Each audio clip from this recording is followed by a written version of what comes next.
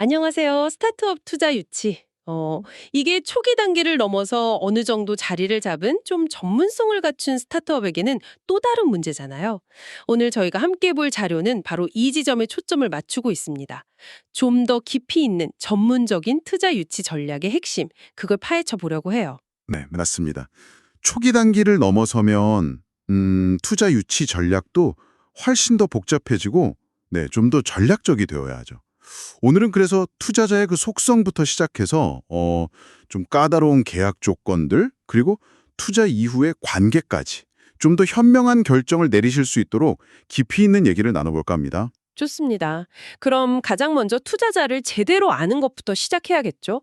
뭐 엔젤, 엑셀러레이터 이런 건 많이 들어봤는데 창투사, 신기사, LLC, CVC 되게 많더라고요. 근데 가장 중요한 구분이 재무적 투자자, FI랑 전략적 투자자, SI라고요? 네, 그게 핵심적인 구분이라고 할 수 있습니다. FI, 그러니까 재무적 투자자는 기본적으로 투자금 회수를 통한 수익 극대화, 이게 주된 목표죠. 반면에 SI, 이 전략적 투자자는 좀 다릅니다.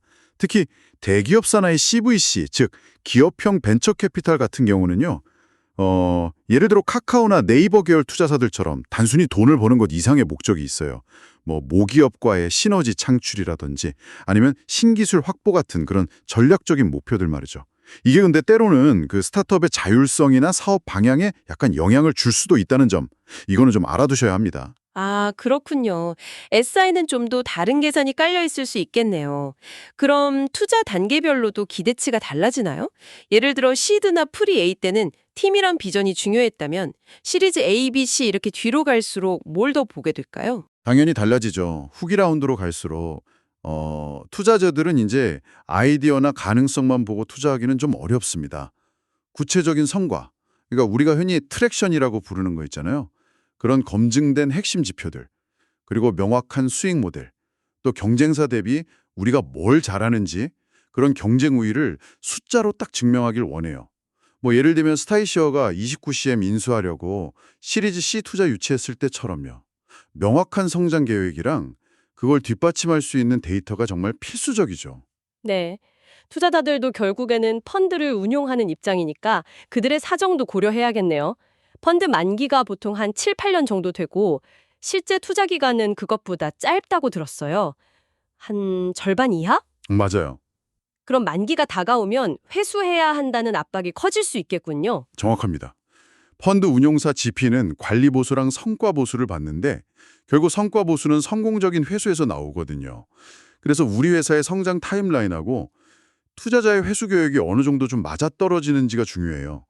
단순히 자금 조달만 생각할 게 아니라 정말 장기적인 파트너로서 같이 갈 수 있는 투자자인지 이걸 확인하는 과정이 필요하다는 거죠. 자, 그럼 이제 투자자에게 우리를 어떻게 잘 보여줄 것인가? IR하고 협상 단계로 넘어가 볼게요. IR 자료 만들 때 그냥 시장 크기가 얼마고 이런 뻔한 얘기 말고 뭘 좀 더 강조해야 할까요? 특히 후기 단계에서는요. 후기 단계로 갈수록요. 왜 지금인가? Why now? 이게 중요합니다. 그러니까 이 시장의 기회가 바로 지금 열렸다는 그 타이밍의 중요성, 그리고 경쟁사들이 쉽게 따라할 수 없는 우리 회사만의 어떤 강력한 무기, 불공정한 우위, unfair advantage라고 하죠. 이게 뭔지를 명확하게 보여줘야 합니다.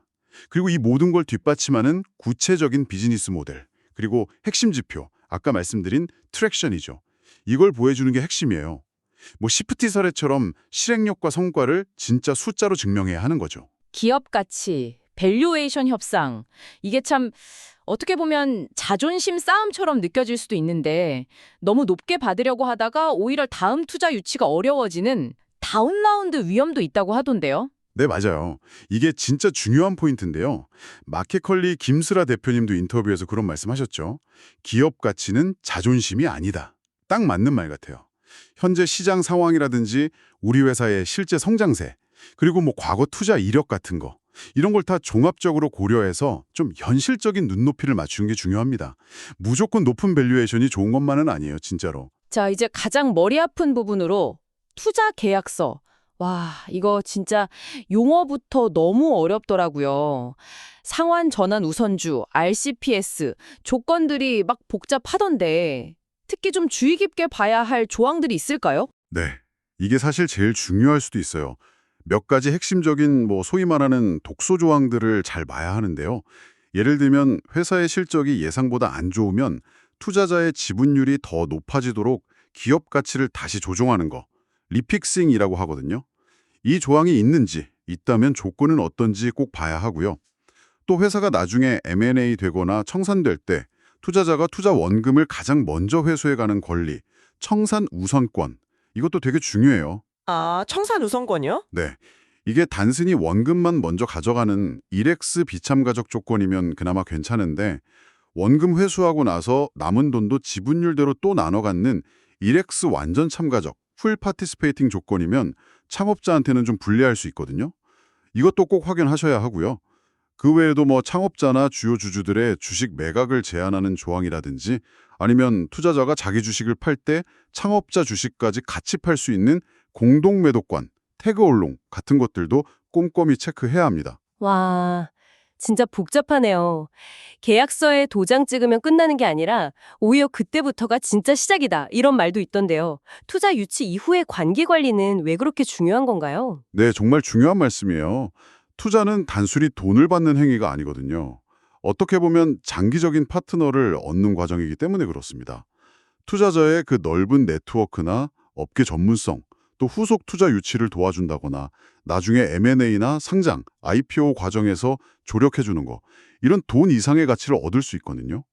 LB인베스트먼트 박규호 대표님도 강조하셨지만 결국에는 관계를 만드는 과정인 거죠. 그래서 때로는 우리랑 좀 안 맞는다 싶은 투자 제안은 거절할 용기도 필요하고요. 특히 공동 투자 같은 걸 할 때는 리드 투자자의 역할이나 다른 투자자들하고의 합 이런 것도 중요하겠네요. 네, 그럼요. 리드 투자자가 누구냐에 따라서 그 투자 라운드의 분위기나 후속 지원의 퀄리티가 달라질 수 있고요. 또 참여하는 투자자들이 서로 좀 시너지를 낼 수 있는 조합인지 이런 것도 잘 고려해야 합니다. 오늘 정말 깊이 있는 이야기들을 많이 나눈 것 같습니다. 투자자의 다양한 유형과 그들의 속내부터 시작해서 후기 단계로 갈수록 숫자로 증명해야 하는 IR의 중요성, 그리고 복잡하지만 반드시 알아야 할 계약 조건들, 마지막으로 돈 너머의 관계의 중요성까지. 네. 결국 핵심은 당신의 비전을 정말 이해해주고 회사가 성장하는 그 여정을 끝까지 함께 걸어갈 수 있는 진정한 파트너를 찾는 것이라고 생각합니다. 단순히 재무적인 지원뿐만 아니라 어려운 시기에는 든든한 지원군이 되어줄 수 있는 그런 관계, 이걸 만드는 게 정말 중요하죠. 네, 그럼 마지막으로 이 방송을 듣고 계신 당신에게 질문 하나를 던져보면서 마무리할게 합니다.